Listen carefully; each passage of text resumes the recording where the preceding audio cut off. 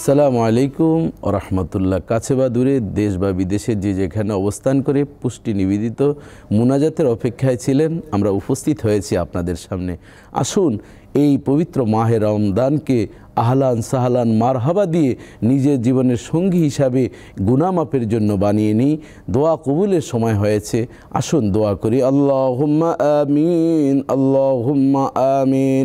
রব্বানা آتنا في الدنيا حسنة وفي الآخرة حسنة وقنا عذاب النار।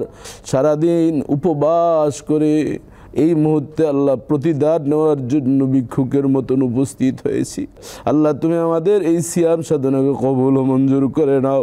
তারাবির নামাজ আমাদেরকে যথাযথভাবে বিশ্রাঘাত পড়ার তৌফিক দিও।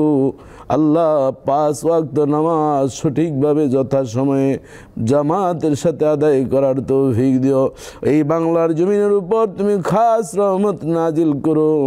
যারা হাত তুলেছেন প্রত্যেককে তোমার বাইতুল্লাহ যাওয়ার ব্যবস্থা করে দিও।